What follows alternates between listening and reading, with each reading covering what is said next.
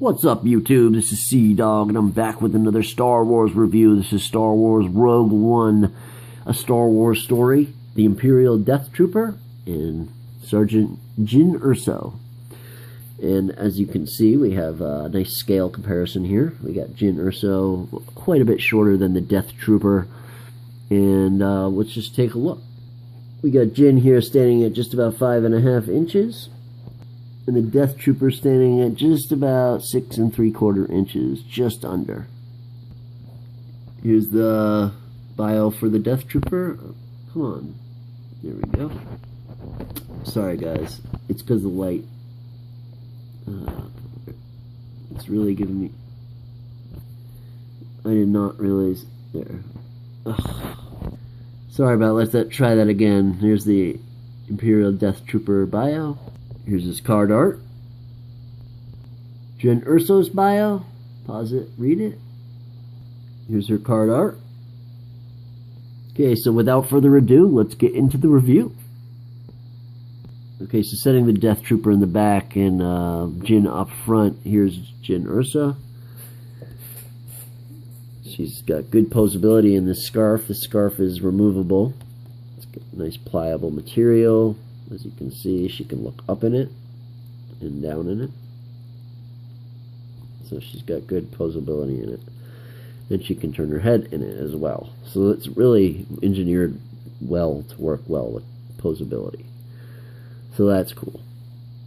This is what it looks like off. See, it's just a pliable material. This is what she looks like with it off. She looks good.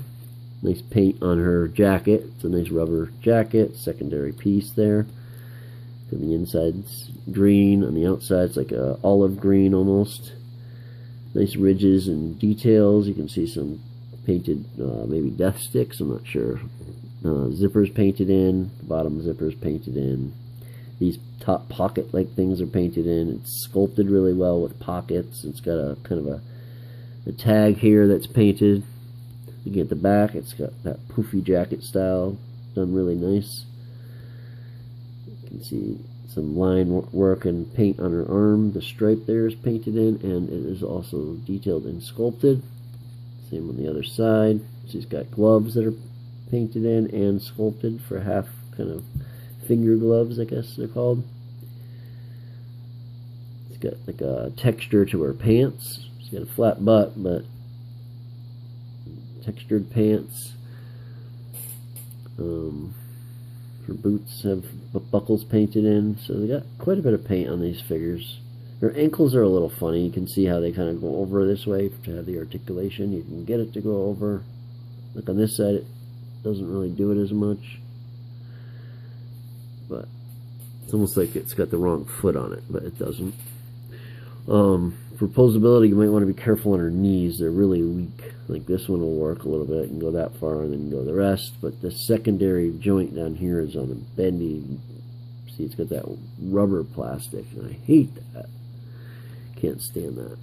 But so it's good posability. You look at her face. It's got hair sculpt, nice paint textures and paint differences.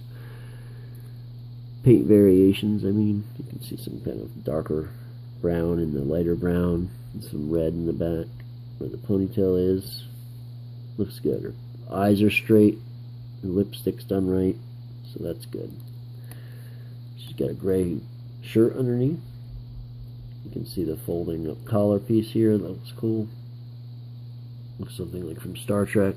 You can see belt buckles are painted in right there, all the little snaps and stuff. Her holster right here, you can unholster it and give her her weapon.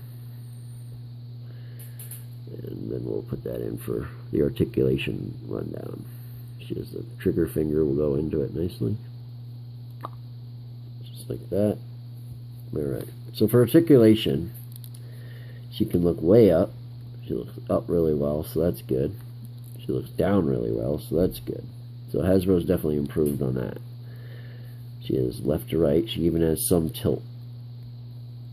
Not much, but she can get some.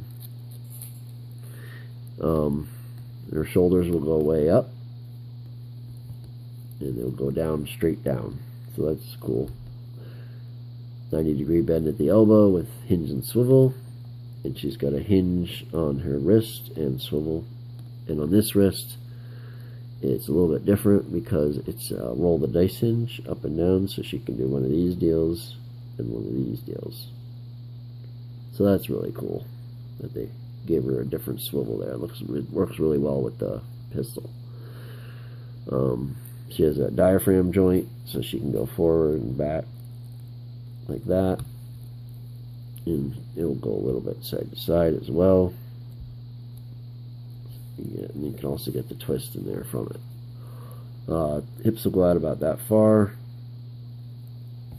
Go that far forward, just a little bit back. She's got the upper thigh cut on both sides. It even works with the holster on. She's got this knee bend about that far, and then this one will get farther. But like I said, the joint is kind of rubbery. You might want to be really careful in that spot. Her ankles, they got the tilt, or the ankle tilt, and then she can go front to back, can go down really far, and front just a little bit. She has a boot swivel too, right at the top of her boot. So she's got good articulation. Looking at the star of the show, the Deathtrooper, he can hold his rifle really well. So Hasbro engineered a more range on the elbow to go up higher. As you can see, it's more like 110 degrees versus the just under 90 of the Stormtroopers from The Force Awakens. So he can hold his weapon well. Looks good. Removing his hand from the top here. Let's just check them out. So we got some details here on the helmet. Oops. What's going on with the focus here? Focus has been way off. Alright, so we have some green details here on the tops of the breather, the rebreather thing. He's got some silver paint going up bridge of the nose, and some details here on the sides of the helmet.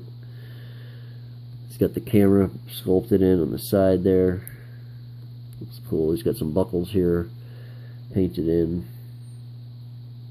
Got a buckle here painted in. It's got the armor that the Stormtrooper would wear. It's got that same canister there and the same kind of backpack the Stormtrooper would wear. Same type of pouches and stuff too. So he looks good. A little bit different armor on the legs. He's got that rubbery look here, in the inside of the joints there. So that's cool how they built that in. You can see more of it here and on his neck. He's got a little bit of paint on the top of this. It's black paint on top of black plastic. It's more like gray plastic, but you can see some more of that rubber and some more of it on the feet here. He's got a little bit of paint here on that. I don't know if that's like a power-up sign or whatever on the rifle. He does have a holster for his secondary firearm. It's just a strap. It's a loop. You can pull it out and he can hold his weapon like this. He doesn't have the trigger finger on the left-hand side, but he can hold it at least. So that looks good. So he's a really cool figure. Hard to get on film because he's black, but for articulation, he can look up quite a bit. A little bit. His line of sight looks up at least. You can look way down, so that's good. You can do side to side, no tilt, no head pivot. His shoulders go out to the side. He's got these pliable PVC shoulder pads, so he can pull his arm up and it will bend with the shoulder pad. That's cool. And his arm will go straight down to the side. It will also swivel around, although it's not cut out here, so it won't go as close when you're up, but it will when it's down. So it's got some issues there, but his elbow will go farther than 90, like I said. It will go swivel.